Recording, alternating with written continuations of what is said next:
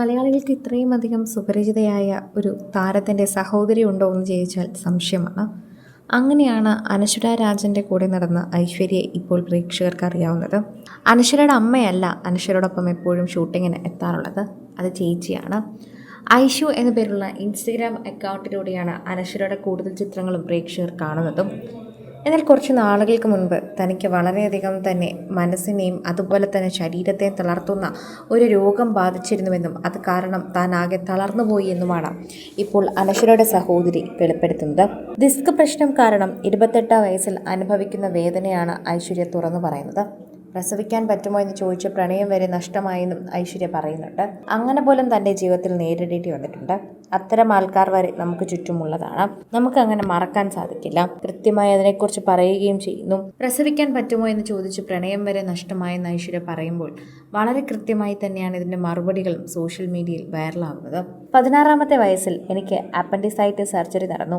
അത് ഭയങ്കര കോംപ്ലിക്കേറ്റഡ് ആയിരുന്നു എന്ന് പറയണം. മാസങ്ങളോളം ബെഡ് റെസ്റ്റ് വേണ്ടി വന്നിരുന്ന ഒരു കാര്യം കൂടിയായിരുന്നു. അങ്ങനെയായിരുന്നു അന്നത്തെ സമയത്ത് ഉണ്ടായിരുന്നത്. ശരിക്കും പറഞ്ഞാൽ മാസങ്ങളോളം ബെഡ് റെസ്റ്റ് വേണ്ടി വന്ന് പിന്നീട് 20ാം വയസ്സിലേക്ക് കാലെടുത്ത് വെച്ച സമയത്ത് പഠിച്ചുകൊണ്ടിരിക്കുമ്പോൾ തന്നെ എഴുതാൻ പറ്റാതെയായി. സ്കാനിങ്ങും MRIയും ഒക്കെ എടുത്ത് ഞാൻ കണ്ടുപിടിച്ച എൻ്റെ ഡിസ്ക് പോയി. എനിക്ക് കുനിയാൻ പോലും പറ്റില്ല. ബെഡ് റെസ്റ്റ് വേണമെന്ന് പറഞ്ഞു. 3 മാസം ബെഡ് റെസ്റ്റ് ആയിരുന്നു. ഡിഗ്രി ഫൈനൽ ഇയർ ആയി. എനിക്കെപ്പോഴും ഇരിക്കാൻ പറ്റില്ല. 30 മിനിറ്റ് കഴിയുമ്പോൾ എഴുന്നേറ്റ് നിൽക്കേണ്ടി വരും. 6ാം സെമസ്റ്റർ മുഴുവൻ ക്ലാസ്സിൽ നിൽക്കേണ്ടി വന്നു. അതെല്ലാം അതിജീവിച്ചാണ് കോളേജ് പഠനം പൂർത്തിയാക്കിയത്. നിന്നുകൊണ്ടിരുന്ന പരീക്ഷ എഴുതി. എല്ലാവർക്കും ഈസി ആയിട്ടുള്ള കാര്യങ്ങൾ എനിക്ക് ഈസിയല്ല. കോഴിക്കോട് ബാങ്ക് കോച്ചിങ്ങിന് പോയപ്പോഴാണ് സുഹൃത്ത് പറഞ്ഞ ആയുർവേദ ചികിത്സയ്ക്ക് ശരിക്കും പറഞ്ഞാൽ പോകുന്നത്. ഗുണം 1.2 ലക്ഷം രൂപ നഷ്ടമായി. ഫലം 0 റിസൾട്ട്. അങ്ങനെ കുറേ ഡോക്ടർമാരെ കണ്ടു. കോവിഡിനൊക്കെ മുൻപാണ് ഇത് സംഭവിച്ചത്. ശരിക്കും പറഞ്ഞു കഴിഞ്ഞാൽ കുറേ പേരിന് ട്രോമയിലാക്കി. ബാക്ക് പെയിൻ്റെ മറ്റു വേദനകളെല്ലാം നന്നായിട്ട് കൂടി. കുറേ ബെഡ് റെസ്റ്റ് ആയിരുന്നു. നല്ലൊരു സമയമായിരുന്നു അത്. കൊച്ചിയിൽ ഫിസിയോതെറാപ്പി ചെയ്യാൻ പോയിരുന്നു. ഒരു ദിവസം ഞാൻ നടുവ് കണ്ണാടി നോക്കുമ്പോൾ ബ്ലഡ് ക്ലോട്ടായി നീലിച്ച് കിടക്കുകയാണ്. അവിടെ എനിക്കൊരു മാറ്റം ഉണ്ടായില്ല. വേദന കൂടിയതല്ലാതെ ഇരിക്കാൻ പറ്റാതെയായി. ഒരു റോബോട്ടിനെ പോലെയായി. ഞാൻ നടന്നുകൊണ്ട് അങ്ങനെയായിരുന്നു. വേദനകളെല്ലാം കൂടി. ഒടുവിൽ സലാം പറഞ്ഞ് ഞാൻ അവിടെ നിന്നിറങ്ങി. വിശ്വാസമില്ലാതായി. എനിക്കെപ്പോഴും ഓടാനൊന്നും പറ്റില്ല.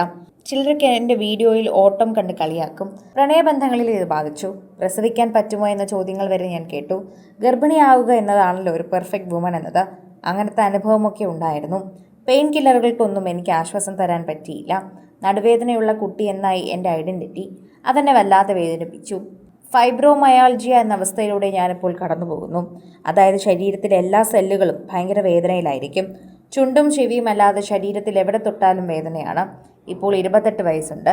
ഇത്രയും ഞാനത് തുറന്നു പറയുന്നത് നിങ്ങളുടെ സിമ്പതിക്ക് വേണ്ടിയല്ല. അതുകൊണ്ട് എനിക്കൊരു പ്രയോജനവുമില്ല. ഇപ്പോൾ ഞാൻ ഹീലിംഗ് ഘട്ടത്തിലാണ്. പിന്നീട് അതിനെക്കുറിച്ച് പറയുമ്പോൾ ക്ലാരിറ്റി കിട്ടാനാണ് ഇതൊക്കെ പറഞ്ഞത്. ഇത് പറയുമ്പോഴോ അല്ലെങ്കിൽ നിങ്ങൾക്ക് കേൾക്കുമ്പോഴോ ഇത് വളരെയധികം തന്നെ പ്രചോദനാത്മകമാകും എന്ന് തോന്നുന്നു. കൂടുതൽ സിനിമ, സീരിയൽ, ചാനൽ വാർത്തകൾക്കും നിങ്ങളുടെ പ്രിയപ്പെട്ട താരങ്ങളുടെ എക്സ്ക്ലൂസീവ് അഭിമുഖങ്ങൾക്കുമായി സബ്സ്ക്രൈബ് ചെയ്യാൻ മറക്കല്ലേ.